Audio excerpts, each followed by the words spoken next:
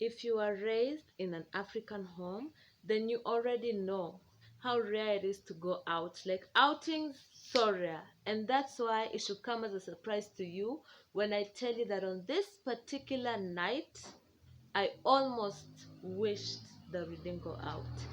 Hi guys, it's your girl MTT. Welcome to my YouTube channel. Please don't forget to subscribe.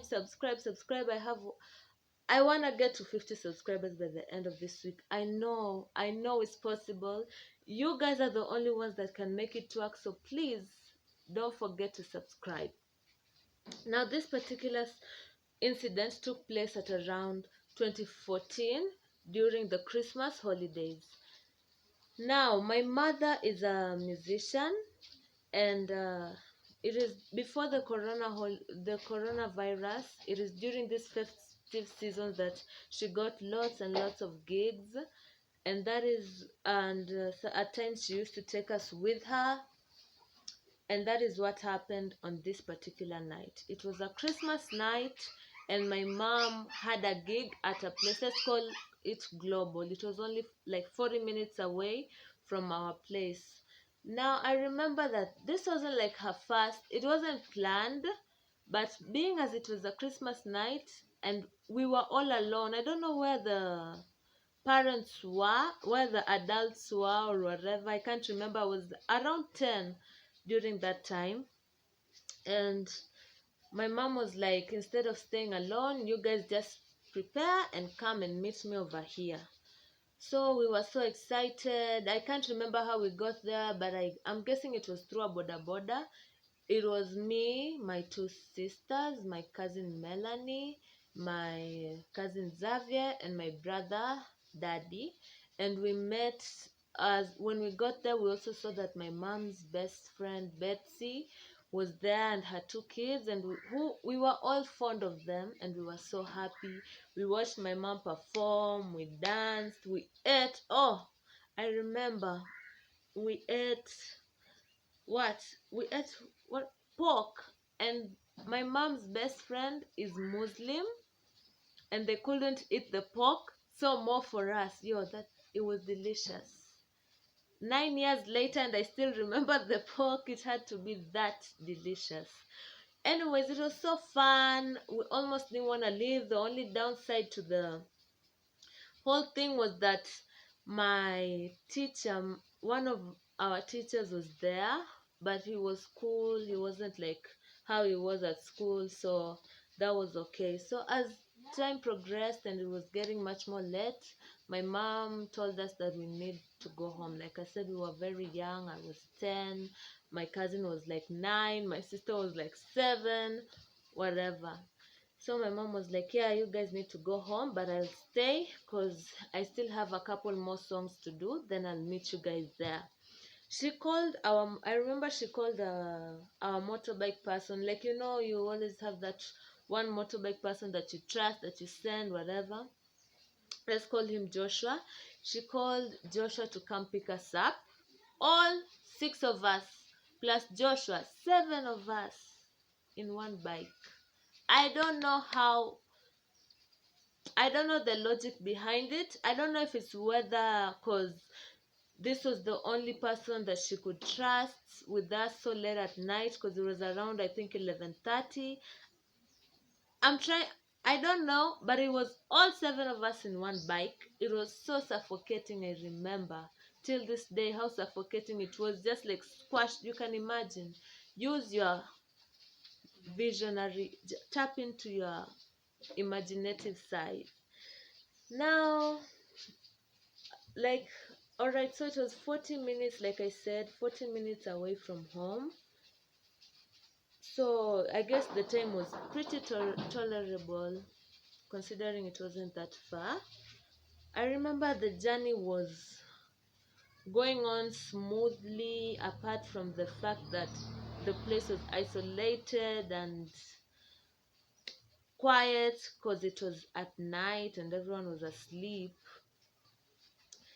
Until we got to a place, I remember, as we were approaching, the only light, the light of the bike was like straight ahead, obviously, because you know. And I remember as we were approaching close to our house, stood a man, not that close to our house, like 15 minutes from our house, stood a man, and he was all bloody, and he was carrying a panga. I I'm not making it up. I promise. I'm not making it up. And I remember feeling so scared. And I was like, God, if you don't change my name to Elijah and bring me my chariot of fire right now, this man is going to bring me to you using another way. I'm not joking. That's how scared I was. I was ready to go to the Lord as Elijah. Now, we Dan does not stop. He sees, but it's like Joshua does not stop. It's like he knows the man, and he goes to him and he stops the bike and he's asking that man, like, what happened? Why are you looking like this? The man is like, Joshua, put those kids down. Put those kids down and let's go after the thieves. And I'm like, wait, wait. You want Joshua to leave us here? So you can go and chase after thieves that made you look like that? Oh, no thank you. No thank you. This man had no logic clearly. No. We were little kids. And he's like, Joshua is like, I can't do that. Yes, you can. We'll come back for them. Just put them over there. Just leave them over there. Let's go after those thieves. They're getting away. And he's waving his panga and whatever. We were so scared. We weren't even saying anything. But Joshua said, let me take these kids. Their house is not that far from here. Just let me drop them off, and then I'll come over to you. Now, if Joshua wasn't a man of reason, and he would have left us there. But thank God, he refused to yield to this man's demands and told him that he will come back right after he drops us off. Now I calmed down a little after that, because I actually thought that Joshua would leave us there, because Joshua was one of those people who just got, like, he was always in conflicts. Okay, not always, but when the biggest conflicts were there, Joshua's name was always there. So when he said this, I was like, oh, thank God he's not going to leave us here. Now we were almost going. Joshua had, because he stopped. Now he was putting the bike in gear and he was going. Then comes a man, a Muslim man. I know he's Muslim because he was dressed in the Muslim attire with a rungu, and he's screaming, Wako happy, wako happy, wako happy hao. And I'm like, this is a little bit too late, sir, because like clearly the damage has been done. Looking at this bloody man, the damage has already been done, and you come here like 10 minutes later asking where they were. Did you really want to find them? Because if you did, you'd come out immediately. But anyways, the bloody man went over to him and they were talking and whatever.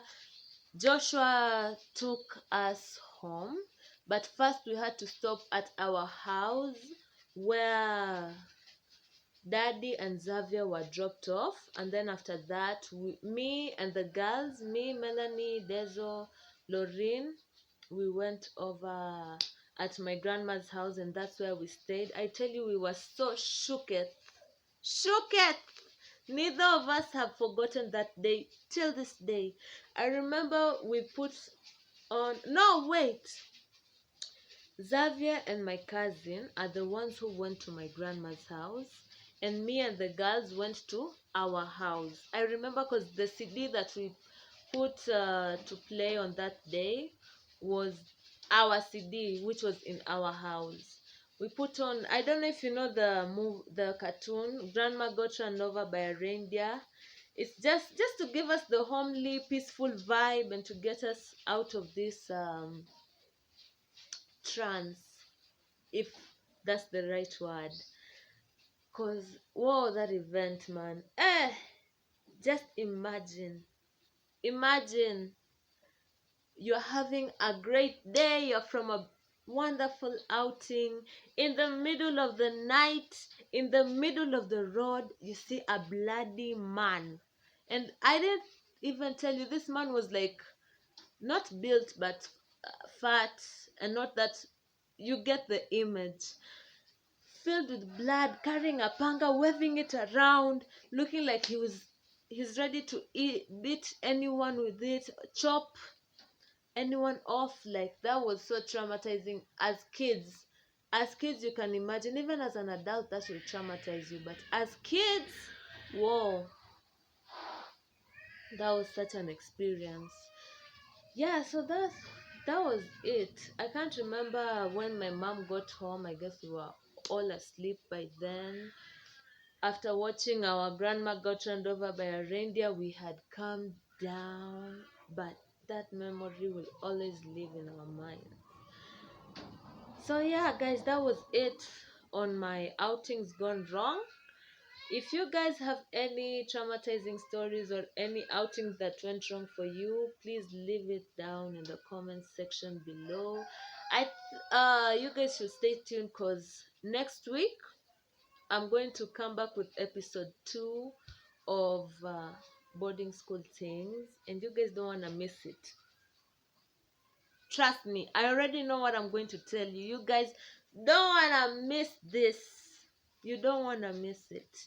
Thank you so much for watching. Please don't forget to subscribe, comment, turn on the post notification bell so that you won't miss any of my uploads. God bless you, and bye.